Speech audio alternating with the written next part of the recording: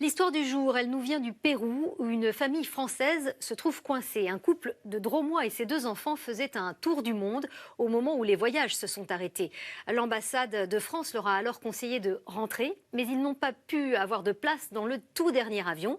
Ils se sentent aujourd'hui abandonnés à Lima dans un contexte insécurisant. Irène Candel et Élise Laperdrie. Dans la famille Rostin, il y a Hugo le papa, Elodie la maman, Léon, notre petit garçon de 5 ans, et Margot, notre bébé qui a 4 mois. Japon, Tadjikistan, États-Unis. Avec leur pick-up aménagé, ces globetrotters parcourent les routes du monde depuis plusieurs années, jusqu'à leur dernier point de chute en février, le Pérou, où rien ne se passe comme prévu.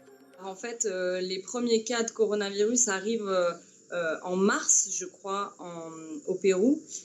Ça se propage très lentement. Le confinement est décrété mi-mars. La famille trouve refuge dans un village à plus de 3000 mètres d'altitude, loin du virus. Voilà tout le monde au boulot, sauf moi.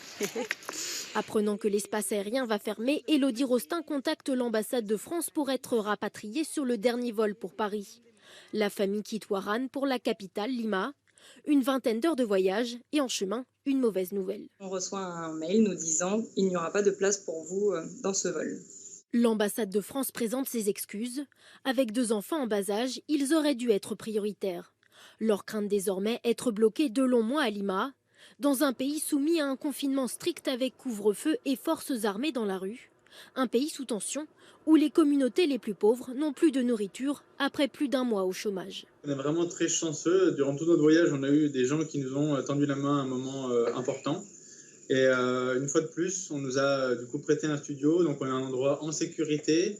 On peut arriver à faire encore des courses alimentaires, donc on est vraiment privilégiés. Le gouvernement péruvien vient d'autoriser un vol de rapatriement pour les citoyens américains le 6 mai. La famille Rostin espère donc qu'un vol leur permettra eux aussi de rentrer chez eux.